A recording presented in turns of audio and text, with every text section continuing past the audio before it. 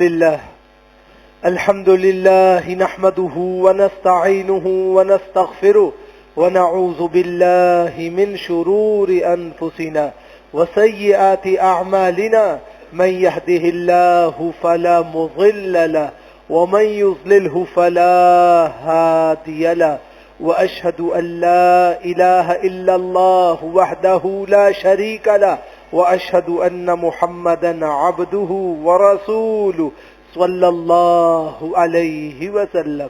اللهم صل على محمد وعلى آل محمد كما صليت على إبراهيم وعلى آل إبراهيم إنك حميد مجيد. اللهم بارك على محمد وعلى آل محمد كما باركت على إبراهيم وعلى آل إبراهيم إنك حميد مجيد. أعوذ بالله من الشيطان الرجيم وبوجهه الكريم وسلطانه القديم من الشيطان الرجيم من حمده ونفخه ونفثه. بسم الله الرحمن الرحيم. يا أيها الذين آمنوا اتقوا الله حق تقاته ولا تموتن إلا وأنتم مسلمون. يا أيها الذين آمنوا اتقوا الله وقولوا قولا سديدا يصلح لكم أعمالكم ويغفر لكم ذنوبكم ومن يطع الله ورسوله فقد فاز فوزا عظيما. يا أيها الناس اتقوا ربكم الذي خلقكم من نفس واحدة وخلق منها زوجها وبث منهما رجالا كثيرا ونساء واتقوا الله الذي تساءلون به والأرحام إن الله كان عليكم رقيبا. وقال النبي صلى الله عليه وسلم فإن خير الحديث كتاب الله وخير الحدي حدي محمد صلى الله عليه وسلم وشر الأمور محدثاتها وكل محدثة بدعة وكل بدعة ضلالة وكل ضلالة في النار.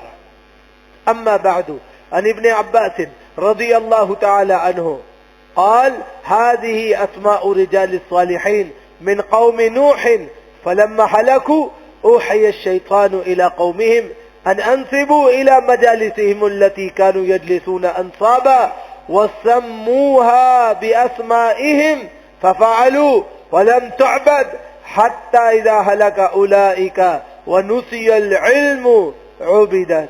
وقال النبي صلى الله عليه وسلم من تشبه بقوم فهو منهم. اما بعد، انتہائی مختصر سی حمد و ثنا کے بعد گزشتہ 2 جمعات توحید کے اوپر کچھ گزارشات پیش کی.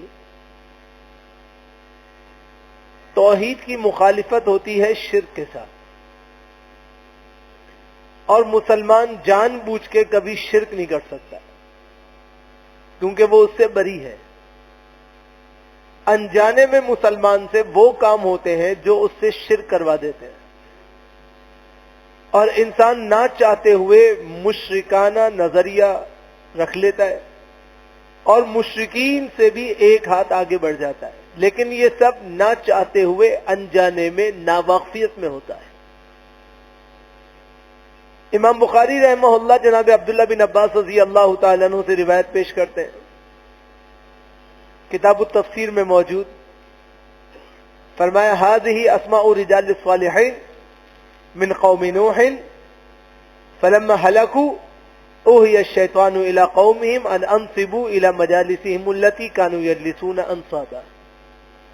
جب جناب نوح علیہ السلام کے نیک لوگوں کا انتقال ہو گیا تو شیطان نے لوگوں کے دلوں میں یہ وسوسہ ڈالا کہ یہ بزرگ جہاں بیٹھ کر دین کی خدمت کیا کرتے تھے تم ایسا کرو کہ ان کی نشست گاہوں پر یادگاری شیلڈ، یادگاری پتھر نصب کر دو.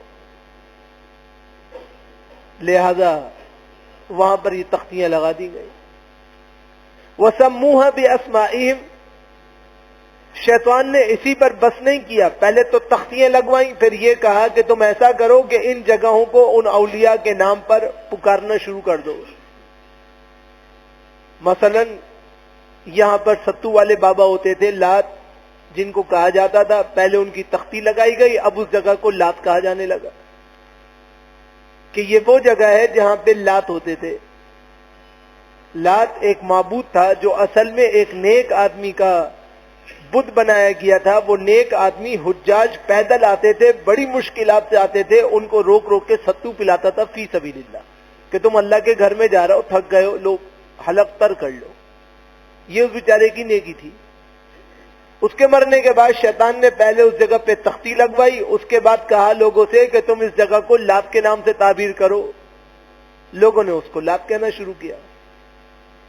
فَفَعَلُوا وَلَمْ تُعْبَدْ، لوگوں نے اس جگہ کو اس کے نام سے تعبیر شروع کیا مگر عبادت نہیں کری۔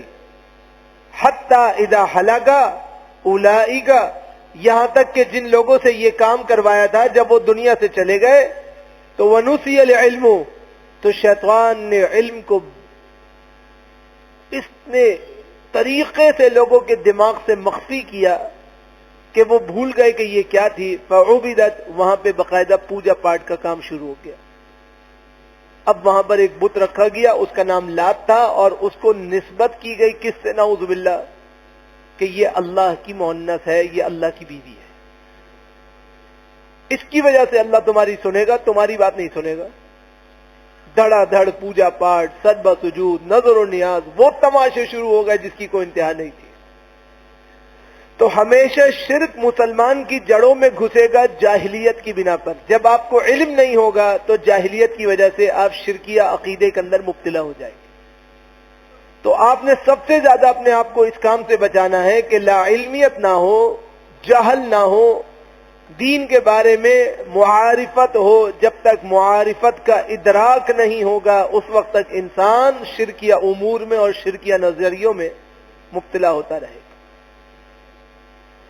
امام داؤد زاد دہلوی رحمۃ اللہ علیہ ہندوستان کے بڑے عالم ہیں، شارح صحیح بخاری ہیں، فرمایا کہ ہر قوم میں تباہی اسی طرح مچی کہ لوگوں کے دماغوں سے علم کو اوجھل کر دیا گیا۔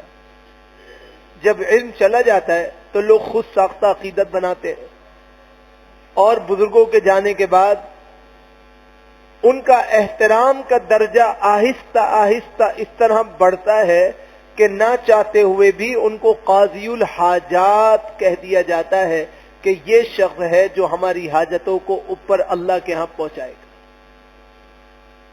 جان بوجھ کے مشرکین شرک نہیں کر رہا ہے۔ ہماری امت میں جو شرک پھیل گیا وہ جاہلیت کی بنا پہ پھیلا، انجانیت کی بنا پہ پھیلا، لا علمیت کی وجہ سے پھیلا۔ اسی لیے جو معروف بات ہے وہ یہ ہے، اللہم اہدی قومی فإنہم لا یعلمون۔ رسول اللہ صلی اللہ علیہ وسلم نے بھی دعا فرمائی، صحیح بخاری کی شرح کے اندر موجود، اللہ اب میری قوم کو ہدایت دے دیجئے، یہ جان بوجھ کے آپ کی مخالفت نہیں کر رہا ہے، ان کو علم نہیں ہے، یہ اپنے انجانے میں یہ سارا کچھ کر رہا ہے۔ جب یہ انجانے میں سب کچھ کر رہے ہیں تو پھر یہ آہستہ آہستہ اس قدر آگے بڑھ جاتے ہیں، اس قدر آگے بڑھ جاتے ہیں کہ یہ حدود کو پار کر جاتے ہیں۔ تو انجانے کے بعد جو دوسری چیز ہے، لا علمیت کے بعد جو دوسری چیز ہے جس کی وجہ سے شرک مسلمانوں کی جڑوں میں داخل ہوتا ہے، وہ ہے اندھی محبت، اندھی کسی کی پیروی کرنا، بغیر دلیل اور بغیر ثبوت کے اس لیے ماننا کہ وہ ہمارے فلان ہیں۔ اس کی ابتدا محبت سے ہوتی ہے، اور عقیدت کی انتہا یہاں تک پہنچتی ہے کہ اگر وہ صحیح کہیں تو صحیح ہے، وہ غلط کہیں تو غلط ہے، دین کچھ بھی کہے ہم نے ان کی بات کو فالو اپ کرنا ہے۔ یہ جو فالوئنگ ہے یہ انسان کو شرک کے گہرائیوں کے احاطے میں پہنچا دیتی ہے۔ رسول اللہ صلی اللہ علیہ وسلم پر اللہ نے حکم اتارا، سورہ کہف آیت نمبر 110، وَلَا يُشْرِكْ بِعِبَادَةِ رَبِّهِ أَحَدًا۔ یہ جو اللہ نے نوجوانوں کے طبقے کو محفوظ قرار دیا ہے اس کی وجہ یہ ہے کہ وَلَا يُشْرِكْ بِعِبَادَةِ رَبِّهِ أَحَدًا، یہ اپنے رب کے ساتھ کسی کو شریک نہیں ٹھہراتے تھے۔ پھر سورہ کہف آیت نمبر 26 میں فرمایا وَلَا يُشْرِكْ فِي حُكْمِهِ أَحَدًا، اور اللہ نے ان کو اس لیے بچایا ہے کہ یہ اللہ کے حکم میں بھی کسی اور کو داخل نہیں کرتے تھے۔ تو معلوم یہ ہوا کہ نہ تو عبادت میں شراکت کرنی ہے، نہ احکام میں اور نظام اور امر میں کسی کو شریک کرنا ہے۔ جیسے سورہ بقرہ آیت نمبر 21 میں فرمایا یا ایھا الناس اعبدوا ربکم الذی خلقکم والذین من قبلکم لعلکم تتقون، لوگو اس بات کو سمجھو کہ تم سب اپنے رب کی عبادت کرو جس نے تمہیں پیدا کیا اور تم سے پہلے والوں کو بھی پیدا کیا۔ لعلکم تتقون، مقصد تخلیق یہ ہے کہ تم اللہ سے ڈرو۔ پھر سورہ زمر آیت نمبر 2 ارشاد فرمایا فَاعْبُدِ اللَّهَ مُخْلِصًا لَهُ الدِّينَ، اللہ کی عبادت ایسے کرو کہ اس کے دین میں خالص ہو جاؤ۔ تو حکم ہو اللہ کا، عبادت ہو اللہ کی، معاملہ ہو اللہ کا، جیسے اللہ کہتا ہے اگر معاملہ ویسے ہی چلتا رہے گا تو انسان کبھی شرک میں مبتلا نہیں ہوگا۔ لیکن جہاں اس نے اپنی مرضی اور اپنی منمانی اور اپنی محبوبیت کو اور اپنی فالوشپ کو قبول کیا، وہاں پہ وہ اللہ کے حکم سے ڈگمگائے گا۔ دیکھیں راستہ شریعت کا ون وے ہے، اس پہ آپ جا سکتے ہیں۔ آپ یہ کہیں کہ میں اس پہ واپسی کا راستہ اختیار کروں گا، یہ ممکن نہیں ہے۔ واپسی کے لیے الگ راستہ ہے۔ آپ ون وے پہ ڈبل کراس کریں گے، آپ ہمیشہ ایکسیڈنشن کے کیس کے اندر مبتلا ہو جائیں گے۔ ہم سب کا معاملہ یہی ہے کہ ہم یہ کہتے ہیں کہ اللہ نے جو ون وے دیا ہے ہم اس پہ ٹو وے آئیں گے بھی جائیں گے بھی، اس پہ اپنی مرضی کریں گے۔ اس لیے ہم سب نہ چاہتے ہوئے بہت عبادت کرنے کے باوجود بھی شرکیہ نظریوں میں مبتلا ہو جاتے ہیں، جبکہ مسلمان، میں بار بار کہہ رہا ہوں کہ مسلمان مشرک نہیں ہوتا، مسلمان ہوتا ہے، جان بوجھ کے تھوڑی سب کچھ کر رہا ہے، اس سے محبت یہ سب کچھ کروا رہی ہے۔ سورہ شورى آیت نمبر 21 میں فرمایا ام لہم شرکاء شرعوا لہم من الدین ما لم یأذن بہ اللہ، کیا انہوں نے اپنے شریک بنا رکھے تھے جو ان کے لیے دین سازی کرتے رہتے تھے، حالانکہ اللہ نے اس کی اجازت نہیں دی تھی۔ آپ دیکھیے ایک طرف اللہ کی بات آئے گی، ایک طرف رسول اللہ کی بات آئے گی، تیسری طرف کسی بھی دنیا کے معزز ترین شخصیت کی بات آئے گی، اللہ ان پہ کروڑہا رحمتیں فرمائے۔ ترجیح کس کو ہے؟ اللہ کو اور اس کے رسول کو۔ سب یہ کہتے ہیں، ہر مسلمان کا نظریہ یہ ہے، لیکن مانتا نہ وہ اللہ کی ہے نہ اس کے رسول کی ہے۔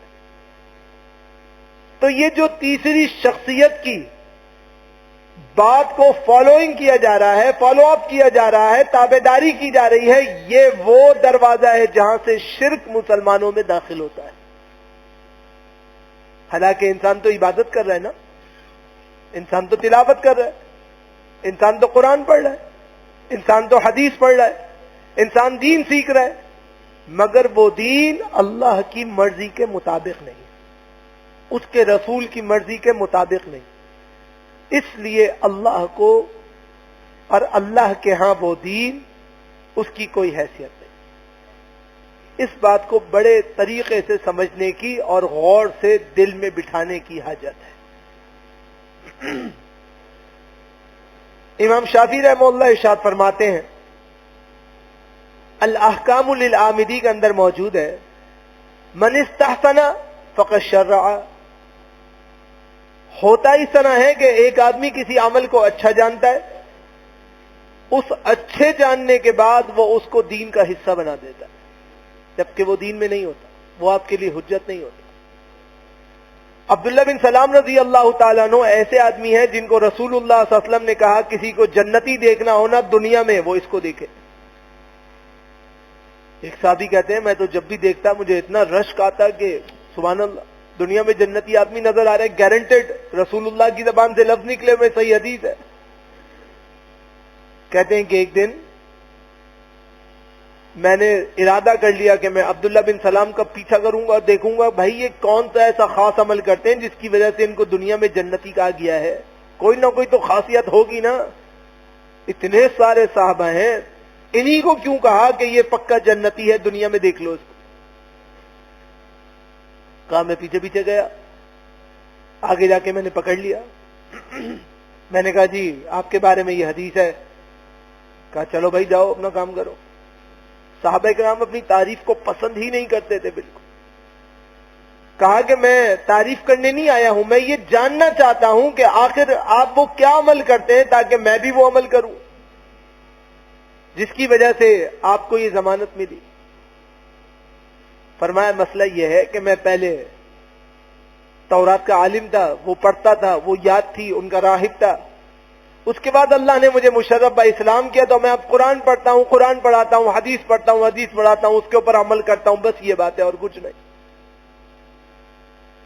وہی عبداللہ بن سلام اس قرآن اور حدیث کو پڑھنے کی وجہ سے اور اپنی تورات منحرفہ کو چھوڑنے کی وجہ سے رسول اللہ کی زبان سے جنتی معلن ہوئے. اعلان کیا گیا کہ یہ وہ جنتی ہے دنیا میں جس کو دیکھنا ہے اپنی آنکھوں سے دیکھ لے. انہوں نے سوال کیا رسول اللہ صلی اللہ علیہ وسلم سے کہ اللہ قرآن میں کہتا ہے کہ انہوں نے اپنے علماء کو رب بنا لیا ہے. اللہ کے رسول ہم نے اپنے کسی عالم کو کبھی رب نہیں بنایا. کہنے والا کون ہے؟ وہ جس کو تورات یاد ہے، جس کو زبور یاد ہے، ان کا بڑا عالم ہے، عام آدمی نہیں ہے چلتا پھرتا، بڑا عالم ہے. وہ کہتا ہے اللہ کے نبی میں قرآن کو نہیں جھٹلا رہا، میں ایک گزارش کر رہا ہوں، استفسار کر رہا ہوں، سوال کر رہا ہوں کہ اللہ نے قرآن میں کہا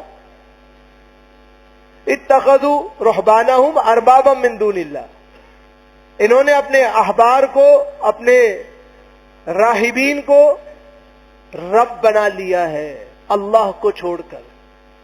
اللہ کے نبی ہم نے کبھی رب نہیں بنایا، ہم نے کبھی ان کو پوجا پاٹ نہیں کی، ہم نے کبھی ان کے آگے سجدہ نہیں کیا. رسول اللہ صلی اللہ علیہ وسلم نے فرمایا عبداللہ اس کا مطلب یہ نہیں، اس کا مطلب یہ ہے کہ جب آپ کے علماء اکرام معزز ترین دینی شخصیات کسی چیز کو حلال کہتے تھے اور اللہ نے اس کو حرام قرار دیا ہے تو آپ کا اس کے بارے میں نظریہ کیا ہوتا تھا؟ کہا جی ہمارے علماء منع کرتے تھے اس لیے ہم کہتے تھے منع ہے. کہا اچھا جس چیز کو علماء جائز قرار دیں اور اللہ نے منع کیا ہے اس کے بارے میں آپ کا فیصلہ کیا ہوتا تھا؟ کہا جی ہمارا یہی فیصلہ ہوتا تھا کہ جو علماء نے جائز قرار دیا ہے تو ہمارے ہاں بھی جائز ہے. فرمایا یہ اپنی مرضی سے ہاں اور نہ کرنا، جائز اور ناجائز کرنا اور اللہ کی مرضی کو چھوڑنا، یہ اللہ قرآن میں کہتا ہے ایسا ہے جیسا کہ اللہ کو رب ماننا ہے. آپ نے اللہ کی بات چھوڑ دی، علماء کی بات پکڑ لی. انہوں نے کہا جی دین کے اندر معتبر تھے نا اسی لیے ان کی بات پکڑ لی. فرمایا آپ نے دین میں ان کی بات معتبر سمجھ کے مان لی، آپ کو جب پتا چلا کہ اللہ کیا کہتا ہے پھر؟ کہا ہم نے اپنے مذہب کے مطابق اپنے علماء کی بات کو پریفر کیا اور انہی کے حساب سے چلے اور انکار کیا. فرمایا یہ ان کو رب بنانا ہے. جان بوجھ کے تو اللہ کے ساتھ کسی کو داخل نہیں کیا نا، ان کی بات مانی، لیکن وہ دلیل قرآن اور حدیث کے خلاف تھی. بے شمار دلائل اس کے اوپر دیے جا سکتے ہیں. لوگ تو بہت کچھ کہتے ہیں. ہم قرآن کی بات سنتے ہیں سورۃ التوبہ آیت نمبر 31 اتخذوا احبارہم ورہبانہم اربابا من دون اللہ، انہوں نے اپنے علماء رحاب بڑے علماء کو اللہ کو چھوڑ کر رب بنایا تھا. عدی بن حاتم نے بھی رسول اللہ سے سوال کیا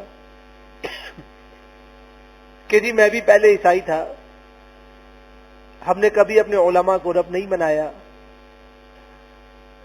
تو فرمایا کہ یہ بتاؤ جب تمہارے علماء کسی نظریے پر ٹک جاتے تھے تمہارا اس بارے میں کیا نظریہ تھا؟ کہا جی ہم اسی کو صحیح کہتے تھے جس پر ہمارے علماء کا اتفاق ہوتا تھا، بھلے کتاب میں کچھ بھی لکھا، کیونکہ ہمیں کہا جاتا تھا کتاب کو تم سمجھ ہی نہیں سکتے، کتاب کو تم پڑھ نہیں سکتے، کتاب کو تم جان نہیں سکتے. اس وجہ سے ہم علماء کی ہی بات کو حجت التام سمجھتے تھے. فرمایا یہی انہیں رب بنانا ہے. سنن ترمذی کے اندر اور طبرانی کبیر کے اندر اور ابن ابی حاتم کی تفسیر کے اندر موجود ہے. اسی لیے سورہ مریم آیت نمبر 42 میں اللہ سبحانہ و تعالی فرماتا ہے یا عبدی لما تعبد ما لا يسمع ولا يبصر ولا يغني عنك شيئا. جناب ابراہیم اپنے والد آزر کو کہنے لگے کہ ابو جان مجھے صرف اتنی سی بات سمجھا دو، کیوں عبادت کرتے ہو اس کی جو سن ہی نہیں سکتا، دیکھ ہی نہیں سکتا اور آپ کے کسی کام آ ہی نہیں سکتا، اس کی پوجا پاٹ سے آپ کو نفع کیا حاصل ہو سکتا ہے؟ مجھے صرف اتنی سی بات سمجھا دے. لیکن نہیں، چونکہ محبت تھی اور ان کی بات شیطان نے دلوں میں بٹھا دی تھی، لہذا اللہ کا انکار کرنے پہ تل گئے، غلط چیز کو چھوڑنے کے لیے تیار نہ ہوئے۔ سورہ مریم آیت نمبر 44، یا ابتی لا تعبد الشیطان، انہوں نے یوں خطاب کیا، کس نے؟ جناب ابراہیم نے۔ کس کو خطاب کیا؟ اپنے والد محترم کو۔ یا ابتی، اے ابو جان، لا تعبد الشیطان، یہ سارا شیطانی چکر ہے، آپ کس شیطان کی پوجا پاٹ میں لگ گئے؟ اس شیطان کی پوجا پاٹ کو چھوڑ دو۔ سورہ یاسین آیت نمبر 60، الم آہد الیکم یا بنی آدم اللہ تعبدوا الشیطان انہ لکم عدو مبین، اے آدم کے بیٹو، اللہ کہتا ہے کہ میں نے تم سے یہ وعدہ نہیں لیا تھا کہ شیطان کی عبادت نہیں کرنا۔ شیطان کبھی اپنی ذات کی عبادت نہیں کرائے گا، کیونکہ وہ بڑا شیطان ہے، بڑا مکر والا ہے، ہمیشہ آپ کو پھنسا کے خود بچے گا، کبھی نہیں کہے گا میری عبادت کرو، ہمیشہ آپ کی عبادت کو ضائع کرنے کے لیے اللہ کی مخالفت میں ایک تیسری چیز کو لا کے بٹھائے گا کہ اس کو پوچھو، کیونکہ وہ تو انکار کرے گا قیامت کے دن، میں نے تھوڑی کچھ کیا، یہ تو خود ہی بھڑکے تھے، میں نے کب ان کو بھٹکایا ہے، میں نے کب کہا کہ پوجا پاٹ کرو، میں نے تو ایک خوشنما چیز سامنے رکھی، یہ لگ گئے اس کے پیچھے۔ یہی تو شیطان کی شیطانیت ہے۔ اسی لیے حجت یہ ہے جس کو تحریر میں ابن الحمام نے بھی ذکر کیا ہے، وَهُوَ الْعَمَلُ بِقَوْلٍ مَنْ لَيْسَ قَوْلُهُ إِحْدَى الْحِجَجِ بِلَا حُجَّةٍ مِنْهَا، دین کے مقابلے میں جب ایسی سوچ رکھی جائے تو یہ شرک کا دروازہ کھولتی ہے۔ کون سی سوچ؟ هُوَ الْعَمَلُ بِقَوْلِ مَنْ لَيْسَ قَوْلُهُ إِحْدَى الْحِجَجِ بِلَا حُجَّةٍ مِنْهَا، کہ انسان جس کی بات شرعی دلیلوں کے طور پہ لیتا ہو، اس کی بات میں کوئی قرآن اور حدیث کی دلیل شامل ہی نہ ہو، اور اس بات پر بغیر دلیل کے عمل کرے اور اپنی تابعداری کو لازم کرے، ہمیشہ وہ شخص سیدھے راستے سے بھٹکے گا۔ آپ ذرا سی بات کریں، آپ دیکھیں گے کہ مسلمان بھڑک جاتا ہے۔ کیوں بھٹک جاتا ہے بھائی مسلمان؟ مسلمان کی خیر خواہی نہیں کرے گا تو کون کرے گا؟ مسلمان کو گناہ سے نہیں روکے گا تو کون رکھے گا؟ میں جہنم میں جا رہا ہوں، آپ نے مجھے پکڑ کے بچانا ہے، آپ جا رہے ہیں، آپ کو پکڑ کے میں نے روکنا ہے، یہ ہماری ڈیوٹی ہے۔ ہم ایک خاندان ہیں، ایک کنبہ، ایک قبیلہ ہے، ایک گروہ ہے، میں آپ کو جہنم میں کیسے جانے دوں؟ آپ مجھے جہنم میں کیسے جانے دیں؟ ایک ایک کی کمر سے پکڑ کر انشاءاللہ آپ کھینچیں گے، جیسا کہ رسول اللہ صلی اللہ علیہ وسلم نے فرمایا، تم میرے ہاتھ سے پھسلتے جا رہے ہو، میں تمہیں کھینچتا ہوں جہنم کی آگ میں جانے سے، تم پھر میرے ہاتھ سے نکلتے ہو۔ ایسے کیسے اپنے مسلمان کو جانے دیں بھائی جہنم میں؟ فتویٰ نہیں لگائیں گے، کافر ہونے کا ٹھپا نہیں لگائیں گے کسی پہ، یہ ہمارا کام ہی نہیں ہے۔ یہ ہمارا کام نہیں ہے کہ سب کے اوپر ٹھپے لگاؤ، مشرک ہے، کافر ہے، منافق ہے، مشرک ہے، منافق ہے، کافر ہے، سارے ہی ہیں تو ہم کون ہیں؟ ہم بھی تو انہی میں سے ہیں۔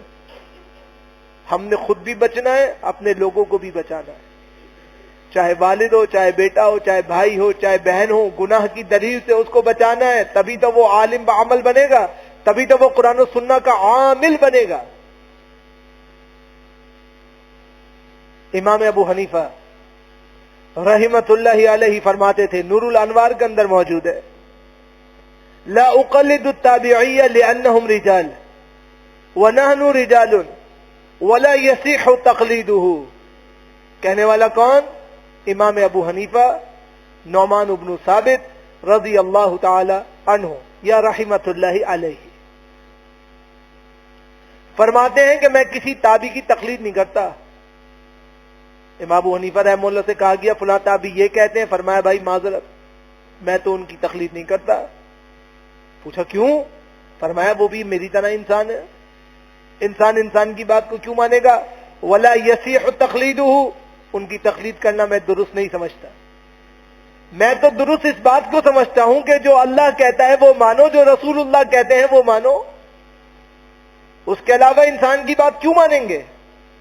امام شافعی رحمہ اللہ ارشاد فرماتے تھے، عقد الجید کے اندر لکھا ہے اذا صح الحدیث فہو مذہبی، اتنا چوٹی کا محدث 8 سال کی عمر میں موطا کا حافظ، موطا امام مالک کا حافظ، مسجد نبوی کے مصلی پر بیٹھ کر درس دینے والا محمد ابن ادریس شافعی رحمۃ اللہ علیہ کتاب الام جیسی بڑی کتاب کے مصنف ہیں، فرماتے ہیں اذا صح الحدیث فهو مذہبی، جب مجھے صحیح حدیث مل جائے وہ میرا طریقہ ہے۔ کتاب میں دلیل لکھی ہے، جتنا علم ملا، اس کے بعد صحیح روایت اور مل گئی، بس وہ میرا دین ہے، اس کو چھوڑ دو۔ ہم دیکھیں کہ ہم کن کے طریقے پہ چل پڑے ہیں اور ان کا خود کا طریقہ کیا ہے۔ اس سے زیادہ بابرکت زندگی کس کی ہوگی جس نے پوری زندگی دین میں لگا کر یہ فتویٰ دیا کہ جو قرآن و حدیث ہے وہ میرا مذہب ہے۔ اب آپ یہ کہیں کہ جی پہلے یہ کہا تھا، فلاں یوں کہا تھا، تو فلانے اور دھماکے سے تو وہ بری ہیں، انہوں نے تو اس سے اعلان براعت کر دیا، قرآن و حدیث کو فالو اپ کیا، کیونکہ آج آپ کی ہتھیلی میں پورا دین موجود ہے، پورا دین اتنی قربتوں میں موجود ہے۔ پہلے ایک ایک روایت کے لیے 3 مہینے کا سفر کیا جاتا تھا اور روایت بھی ایک ملتی تھی، اتنی مشکلات تھیں، اتنی مشکلات تھیں، پھر بھی محدثین نے کہا صحیح روایت مل جائے وہ حجت ہے، میری بات حجت نہیں۔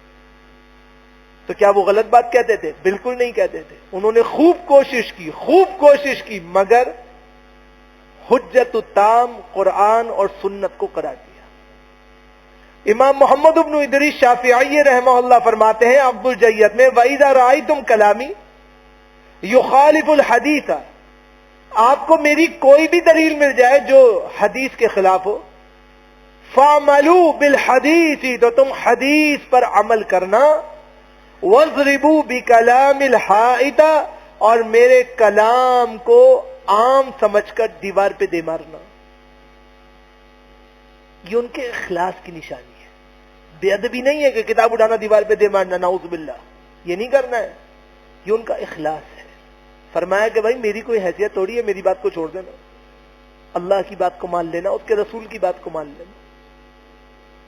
آپ سوچیں بڑے بڑے محدثین، اللہ نے محمد بن ادریس کو مصلی رسول کے لیے چنا اور وہاں بٹھا کے درس حدیث دلوایا، تو کوئی تو بات ہے نا۔ اور پھر اتنی بڑی بات کہ آپ کو میری بات مل جائے قرآن اور حدیث کے خلاف تو آپ چھوڑ دیجئے۔ امام احمد بن حنبل رحمہ اللہ بیان فرماتے تھے جامع بیان العلم کے اندر، لا تقلدونی ولا تقلدوا مالکا ولا شافعا ولا الاوزاعیہ والثوریہ وخذ من حیث اخذوا۔ امام احمد بن حنبل رحمہ اللہ نے ایسی حجت تمام کی، فرمایا کہ بھائی میری تقلید نہیں کرنا۔ امام احمد بن حنبل چوٹی کے محدث، مسند امام احمد کے حافظ، مصنف، مؤلف، آج بھی حدیث کی معتبر کتابوں میں سے ایک کتاب، بڑی کتابوں میں سے ایک کتاب مانی جاتی ہے۔ امام احمد بن حنبل رحمہ اللہ فرما رہے ہیں میری تقلید نہیں کرنا، اور صرف میری نہیں، ولا تقلد مالکا، امام مالک کی بھی تقلید نہیں کرنا، ولا شافعیا، اور امام شافعی کی بھی تقلید نہیں کرنا، ولا الاوزاعی، امام اوزاعی کی بھی تقلید نہیں کرنا، والثوری، سفیان ثوری جیسے عظیم محدث کی بھی تقلید نہیں کرنا۔ خذ من حیث اخذوا، وہاں سے لینا جہاں سے ان سب نے لیا، یعنی قرآن اور سنت کو فالو اپ کرنا۔ آج ایک آدمی کہتا ہے بھائی میں قرآن کریم پڑھنا چاہتا ہوں، حدیث شریف پہ عمل کرنا چاہتا ہوں، کہتے تم غیر مقلد ہو۔ اچھا ٹھیک ہے، غیر مقلد کوئی گالی تو نہیں ہے نا، کوئی حرج نہیں، کوئی کہتا ہے تو کہتا رہے، کوئی حرج نہیں۔ غیر مقلد کا مطلب یہ ہے کہ قرآن اور سنت کے مقابلے میں کسی ایک کو فالو اپ نہیں کرتے، قرآن و سنت کی مطابقت میں جہاں سے جو حمایت ملے سب کو لے لیتے ہیں، یہ غیر مقلدین کا مطلب ہے۔ ہمارے ہاں اس کو ایک گالی بنائی گئی ہے، گالی، اور حدود پار کر دی گئی، ان باتوں کو کرنے کا کوئی سرے سے فائدہ نہیں ہے، لہذا میں ان سب باتوں کو اسکپ کر دیتا ہوں۔ میں اس بات پر آتا ہوں کہ جب ہم مسلمان ہیں، ہمارے لیے حجت قرآن اور سنت ہے، تو ہم اس کو فالو اپ کریں۔ ہم ہر چیز میں دیکھیں کہ جو ہم عمل کر رہے ہیں یہ کہیں قرآن شریف میں اور حدیث شریف میں موجود ہے، اگر ہے تو بسم اللہ۔ تحقیق کرنے والا حنفی، مالکی، شافعی، حنبلی، غیر مقلد، بریلوی، شیعہ، کوئی بھی ہو، اس سے کیا فرق پڑتا ہے؟ یہ بات سمجھ لیجئے کہ محدثین نے دین کو بچانے کے لیے ایک ایسا کام کیا ہے کہ کوئی اپنی مرضی نہیں کر سکتا. انہوں نے بنایا اسماء الرجال، یہ آدمی کی سچا ہے، یہ آدمی جھوٹا ہے. کوئی آدمی بھی تحقیق کرے گا اسے اسماء الرجال میں جانا پڑے گا، اس کے بغیر وہ تحقیق نہیں کر سکتا. اگر وہ امام مالک کے ہاں جھوٹا ہے تو امام ابو حنیفہ کے ہاں بھی جھوٹا ہے، امام اوزاعی کا بھی جھوٹا ہے، وہ سب کے ہاں جھوٹا ہے. اور اگر وہ سچا ہے تو سب کے ہاں سچا ہے. شیعہ تحقیق کرے، سنی تحقیق کرے، بریلوی تحقیق کرے، دیوبندی تحقیق کرے، غیر مقلد تحقیق کرے، مقلد تحقیق کرے، علماء اہل حدیث میں کوئی تحقیق کرے، تحقیق کے لیے اسماء الرجال میں ہی جانا پڑے گا. آپ کو چیک کرنا ہے نا، آپ چیک کر دی. اتنی بڑی بڑی کتابیں 100 جلدوں میں، 50 جلدوں میں نہیں اٹھائی جا سکتی نا. پوری دنیا سمٹ گئی نا، نیٹ پہ ڈالو، چیک کرو، آپ کو پتا چل جائے گا قرآن میں ہے نہیں، حدیث میں ہے نہیں، ہے تو صحیح ہے یا نہیں. اب ایک چیز صحیح نہیں ہے، بجائے اس کے کہ ہم اس کو فالو اپ کریں کہ جی یہ اتنے عرصے سے ہو رہا ہے تو ہم بھی کریں گے، یہ فائدے کی بات نہیں. فائدے کی بات یہ ہے کہ جو ہو چکا ان کے لیے دعا کریں اور جو کر رہے ہیں اس میں اصلاح کریں. کامیابی اس بات کا نام ہے. کامیابی لکیر کو پیٹنے کا نام نہیں ہے. جہاں غلطی ہو رہی ہے اس کی اصلاح ہونی چاہیے. ایک چھوٹی سی مثال لے لیجئے. امام ملا علی قاری رحمہ اللہ ہے، مرقات المفاتیح شرح مشکات المصابیح کے مصنف ہیں. ایک جگہ تشریح کرتے ہوئے ایک مسئلہ سمجھاتے ہیں، بڑا عالم ہے، بڑی بات کرتا ہے. فرمایا ولا اشکال فی ظاہر الحدیث علی مقتضی مذہب الشافعی فإنه معمول على حالة القصر وقد صلى بالطائفة الثانية نقلا وعلى قواعد مذهبنا مشکلا جدا. فرمایا کہ حدیث اپنے معنی میں بالکل واضح ہے، اور امام شافعی رحمہ اللہ نے اس سے اپنا مذہب کی صریح معیت کی ہے، یعنی صاف صاف حمایت لے لی ہے. لیکن اسے حالت قصر پہ اگر محمول کر دیں اور دوسرے گروہ کو جو آپ نے نماز پڑھائی اس سے نفل مراد لے لیں تو اس حدیث پر کچھ لوگوں کے مذہب کے مطابق عمل کرنا بہت مشکل ہوگا جو اس سے اپنے مذہب کی دلیل خود ساختہ لیتے ہیں. ایک مثال سمجھانے کے لیے انہوں نے ایک مثال پیش کی کہ ایک واضح حکم ہے. اب واضح حکم میں تکلفات کی حاجت نہیں ہے، دین پورا ہی واضح ہے. کہ نہیں جی یوں نہیں، ہم اس کو یوں مانیں گے. تو ملا علی قاری یہ سمجھا رہے ہیں کہ ایسے نہیں، یوں مانو گے. اس طرح ہاتھ گھما کے اپنے آپ کو گھما کے ماننے کی حاجت کیا ہے؟ دو ٹوک بات ہے، دو ٹوک مانو. کہتے نہیں جی اس طرح نہیں مانیں گے، ہم اس کو یوں لے کے جائیں گے، پھر ایسے لے کے جائیں گے، پھر واپس آئیں گے. فرمایا اتنا گھمانے پھرانے کی ضرورت نہیں، جو بات جس طرح ہے اس طرح مان لو. آپ مجھے ایک بات بتائیے کہ آپ نے کلمہ پڑھا اللہ کا پھر اس کے رسول کا، شفاعت کبریٰ حاصل ہوگی کس سے؟ رسول اللہ صلی اللہ علیہ وسلم سے. کس کے حکم سے؟ من ذا الذی یشفع عنده الا باذنہ، اللہ کے حکم سے. لہذا اگر آپ کوئی دلیل مانتے ہیں اور وہ امام ابو حنیفہ رحمہ اللہ نے قبول کیے تو آپ حنفی توڑی ہیں، امام شافعی نے قبول کیے تو شافعی توڑی ہیں. اگر آپ نے امام مالک کی بات مان لی تو مالکی توڑی ہیں. احمد بن حنبل نے مسند میں لکھ دی تو کوئی حنبلی توڑی ہیں. آپ تو محمدی ہیں، سارے مسلمان محمدی ہیں. یہ اپنے آپ کو کن چکروں میں مسلمانوں نے لگا دیا کہ اپنے آپ کو توڑ پھوڑ کے رکھ دیا. سارے محمدی ہیں، ان کے لیے حجت قرآن اور حدیث. جو چیز بلا دلیل ہے یا دلیل شریعہ کے علاوہ ہے اس میں الجھنے سے بہتر یہ ہے کہ قرآن و سنت کو اپنی زندگی کا محور بنا لیجئے. اختلافات سے باہر نکل جائیے. یہ آپ کے لیے نہیں ہے، جن کے لیے ہے ان کو لگے رہنے دیجئے. علماء کا کام ہے نا، علماء دلیل سے بات کرتے ہیں، ان کو کرنے دو. تم تو قرآن و حدیث کو فالو اپ کرو. ارے نماز پڑھ نہیں رہے، زکات دے نہیں رہے، حج کر نہیں رہے، عبادت کر نہیں رہے، تلاوت کر نہیں رہے، ان مسئلوں میں لگے ہیں. فلاں مسلمان ہے یا کافر. ابے تمہارا لینا دینا کیا ہے مسلمان ہے یا کافر؟ تم خود تو مسلمان بنو. نہیں جی ہم پہلے یہ طے کریں گے کہ فلاں مسلمان ہے یا نہیں ہے. اپنی نماز جاتی ہے تو جائے، پہلے کون سا پڑھی ہے جو اب پڑھیں گے؟ لا حول ولا قوت. شیطان نے اس طرح شرک کا دروازہ کھولا، آپ کو لگایا اس کام میں، کامیاب ہو گیا. مسلمان کی مسجد میں نہیں جاتا، ان کے بارے میں بڑی بڑی قبیح باتیں کرتا ہے. یہ تو آپ کو زیب نہیں دیتا. آپ کو تو قرآن و سنت سے جڑنے کا حکم دیا گیا ہے، قرآن و سنت کو ماننے کا حکم دیا گیا ہے۔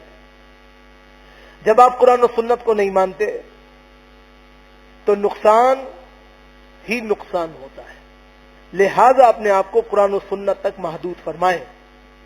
کوئی بات کہیں سے ملتی ہے دیکھیے، قرآن میں ہے، حدیث میں ہے، بسم اللہ مانیے۔ آپ نہیں ڈھونڈ سکتے، پوچھ تو سکتے ہیں، عزت سے دریافت فرمائیے کہ یہ چیز کہاں دستیاب ہے۔ آپ نہیں پڑھ سکتے، سن تو سکتے ہیں، پوچھ تو سکتے ہیں، اتنی تو زحمت فرما سکتے ہیں، لیکن ادب کے دائرے کار، بے ادبی کہیں ملحوظ نہیں ہونی چاہیے کہ اہل علم سے آپ نے لڑنا جھگڑنا شروع کر دیا، گالم گلوچ شروع کر دی۔ ارے وہ عالم ہے، وہ دلیل سے پیش کر رہا ہے نا، تو آپ پوچھ لیجئے علیحدگی میں کہ شیخ یہ حضرت یہ جو مسئلہ بیان کیا ہے یہ قرآن و سنت میں ہے؟ بسم اللہ، نہیں ہے تو کوئی بات نہیں، ہم قرآن و سنت کو فالو اپ کر لیں گے۔ لڑائی کس بات کی؟ محمدی تو لڑتے ہی نہیں، مسلمان تو لڑتے ہی نہیں، مسلمان تو دلوں سے براڈڈ ہوتے ہیں، کھلے دل کے ہوتے ہیں، اپنے دلوں سے سب کو ملانے والے ہوتے ہیں، دور بھگانے والے نہیں ہوتے۔ لہذا اس میں خیال کرنے کی ضرورت ہے، اپنے دلوں میں گنجائشیں پیدا کیجئے، قرآن و حدیث سے مضبوط ہو کے جڑ جائیے تاکہ قرآن و سنت سے مضبوط عمل ہو، اور شرک کے جو چور دروازے ہیں جن میں سے 2 پہ آج بات ہو گئی، زندگی رہی تو باقی اگلے جمعہ میں ذکر کرنے کی کوشش کریں گے باذن اللہ، ان تمام سے بچنے کی ایسی توفیق حاصل ہو کہ ہم خالص ایسے ہو جائیں کہ دنیا تو جیسی گزرنی تھی گزر چکی یا گزر رہی ہے، الحمدللہ ثم الحمدللہ، ہم سب کی آخرت کامیاب ہو جائے اور ہم سب انشاءاللہ آخرت میں سرخرو ہو جائیں۔ جو اصل چیز ہے اس میں کامیابی مل گئی تو دنیا میں بھی کامیابی، اور اگر آخرت ہی بگڑ گئی تو دنیا میں کوئی 12 15 20 کروڑ لوگ بھی جنازے میں شامل ہوں تو جس کی آخرت بگڑ گئی اس کی سب کچھ بگڑ گیا۔